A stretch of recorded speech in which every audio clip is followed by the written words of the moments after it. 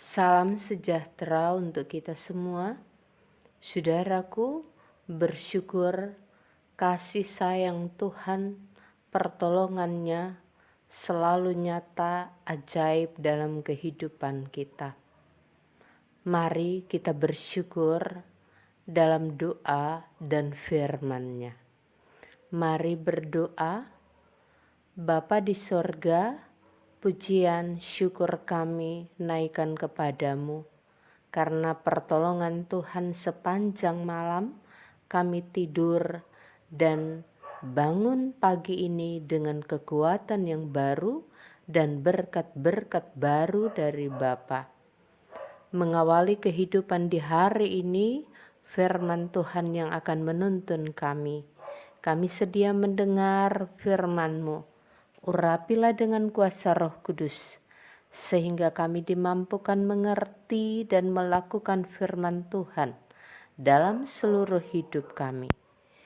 Bapa, mohon ampun dosa dan pelanggaran kami. Di dalam nama Tuhan Yesus kami berdoa. Amin. Bacaan Alkitab 1 Raja-Raja 17 ayat 1.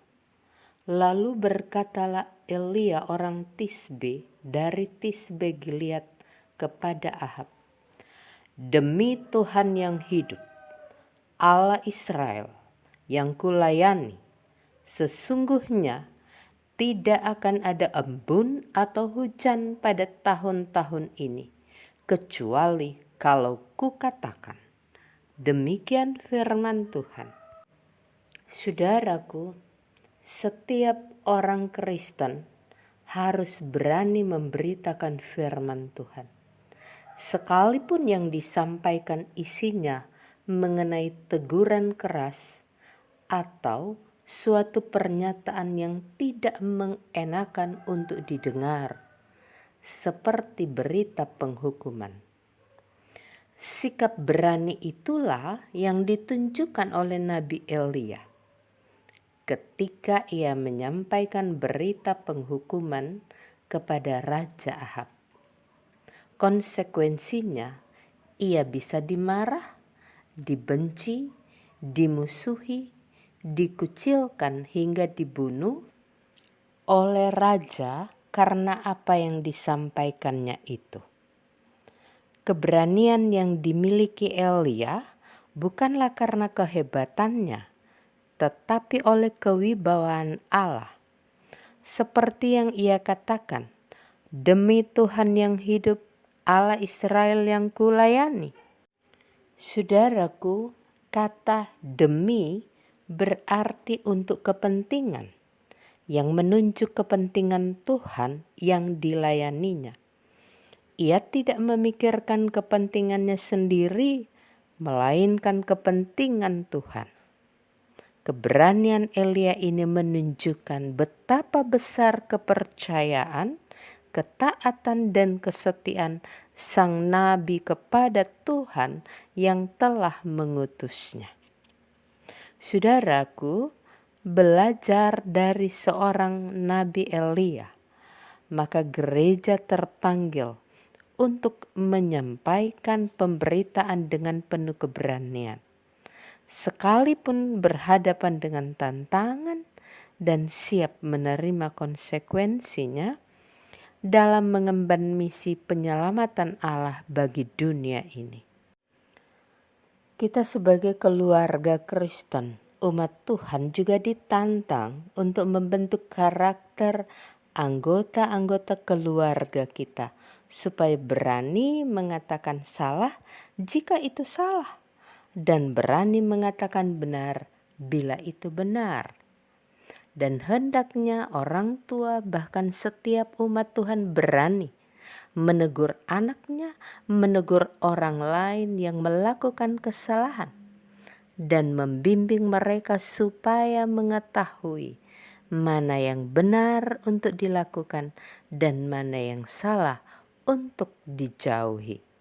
Setiap anggota keluarga itu dibina untuk setia dan taat dalam segala hal kepada Tuhan, sambil memahami bahwa lebih baik teguran yang nyata daripada kasih yang tersembunyi. Amin. Mari berdoa. Ya Tuhan, anugerahkanlah kami keberanian untuk memberitakan Injil, dimulai dari keluarga, jemaat, dan masyarakat. Dan hari ini kami menyerahkan hidup kepada Tuhan. Pagi, siang, malam, segala aktivitas, tugas kerja, karya kami, di rumah, di kantor, di kebun, di mana saja, kami menyerahkan kepada Tuhan, mohon diberkati. Semuanya boleh berjalan dengan lancar dan berhasil. Dalam pendidikan yang kami lakukan sebagai siswa dan mahasiswa, Tuhan menolong kami untuk meraih cita-cita. Yang bergumul atas sakit penyakit, memohon pertolongan dan kesembuhan dari Tuhan. Yang berduka cita mendapat penghiburan dari Tuhan. Berbagai persoalan hidup yang kami alami, pergumulan ekonomi, pasangan hidup, pergumulan atas pekerjaan, dan hubungan dalam keluarga, kami memohon Tuhan memberikan jalan keluar yang terbaik. Tuhan menjawab doa kami. Bapa, sehat-sehatkan kami semua dan jadikanlah kami berkat bagi sesama. Di dalam nama Tuhan Yesus kami berdoa. Amin. Saudaraku, selamat menjalani hari ini dan kiranya damai sejahtera Allah yang melampaui segala akal akan memelihara hati dan pikiranmu di dalam Kristus Yesus Tuhan kita. Amin. Saudaraku, mohon bantuannya untuk like dan subscribe. Terima kasih. Tuhan Yesus memberkati. Shalom.